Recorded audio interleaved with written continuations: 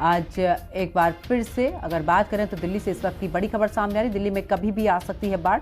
यमुना खतरे के निशान के ऊपर प्रशासन ने जारी किया है अलर्ट। तो इस वक्त की बड़ी खबर आपको बता रहे हैं, जहां पर आपको बता दें कि कभी भी दिल्ली में हालात इस तरीके के बन चुके हैं कि बाढ़ आ सकती है। यमुना खतरे के निशान के ऊपर प्रशासन ने जारी किया है अलर्ट। तो तस्वीरें भी आपको दिखा रहे हैं, यमुना खतरे के निशान से ऊपर बह रही है। लगातार जिस तरीके से हथनी बैराज से भी पानी छोड़ा गया है, तो ऐसे में जब जब दिल्ली में कुछ इस तरीके के हालात बनते हैं तो बैराज से पानी छोड़ा जाता है, जिसके बाद बाढ़ जैसे हालात दिल्ली में पैदा हो जाते हैं। लेकिन देखना इस बार ये भी होगा कि आखिरकार प्रशासन की तरफ से क्या कुछ व्यवस्था इस बार की गई हैं, क्योंकि जिस तरीके से तमाम दावे वादे और तमाम तैयारियां पहले से ही की जा रही थी, अब देखना होगा कि अगर इस तरीके के हालात बनते हैं तो यहाँ पर क्या कुछ व्यवस्थाएं। क्योंकि आपको ये भी बता दें कि यमुना किनारे जो लोग रह रहे हैं उन्हें अलर्ट कर दिया गया है, उनसे बोल दिया गया है कि वो ऊंचाई और सुरक्षित स्थानों पर चले जाएं। और देखिए, क्योंकि अब आपको भी ये वो तस्वीर दिखाई जब खतरे के निशान के ऊपर यमुना बह रही है। लगातार देखिए उत्तराखंड में अगर बात करें तो पहाड़ी क्षेत्रों में बारिश हो रही है, इसी वजह से जल स्तर बढ़ रहा है। क्योंकि बीते दिन भी देखा था जब दिल्ली के अंदर भारी बारिश हुई और जगह जगह पर जल जमाव की स्थिति भी देखने को मिली। और ज्यादा जानकारी के लिए हमारी सहयोगी कंचन अरोड़ा हमारे साथ में लाइव जुड़ चुकी हैं। कंचन, अगर बात करें तो देखिए लगातार यमुना का जल स्तर बढ़ रहा है, ऐसे में बाढ़ जैसे हालात बनते हुए नजर आ रहे हैं।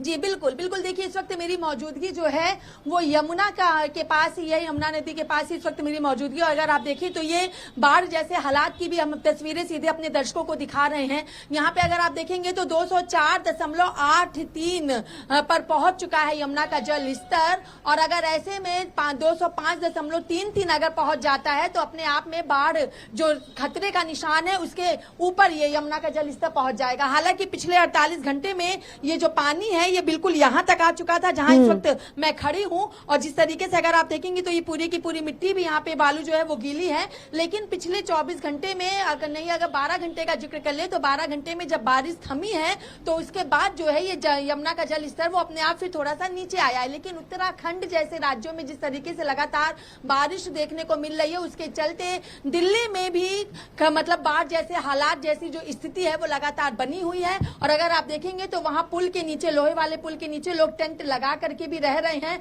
और ऐसे में ये लोग और नीचे रह रहे थे, लेकिन ये यहाँ पर शिफ्ट हो गए क्योंकि बाढ़ जैसी स्थिति उत्पन्न होने लगी। और अगर ये यमुना का जल स्तर 204.83 से ऊपर हो करके अगर 205.33 तक जा पहुंचता है तो अपने आप में ये जल स्तर खतरे के निशान के ऊपर जा पहुंचेगा। हालांकि सरकार और प्रशासन की तरफ से अभी से ही कई ऐसे जो निचले इलाके हैं, चाहे हम मदनपुर खादर की बात कर लें या फिर आईटीओ के पास का निचला इलाका, अक्षरधाम के पास का निचला इलाका, कई ऐसे निचले इलाके हैं जहां पर अभी भी लोगों को चेतावनी दी गई है। लगातार अनाउंसमेंट की जा रही है कि लोग सुरक्षित स्थानों पर पहुंच जाएं, क्योंकि अगर अचानक से बाढ़ जैसे हालात बनते हैं, अचानक से बारिश ज्यादा होती या फिर अचानक से पानी तेज बहाव से आने लगता है तो लोगों को सुरक्षित स्थान पर पहुंचने में समय लग जाएगा। बिल्कुल फिसलन होने लग जाती है। हथनी कुंड बैराज और वजीराबाद से लगातार जो पानी है वो दिल्ली की यमुना में लगातार छोड़ा जा रहा है, जिसके चलते यमुना का जल स्तर खतरे के निशान के लगभग। बिल्कुल कंचन, देखिए क्योंकि देख रहे हैं जिस तरीके से हालात आप दिखा रहे हैं, लेकिन दूसरी तरफ सवाल यह भी खड़ा होता है कि अगर हालात बिगड़ते हैं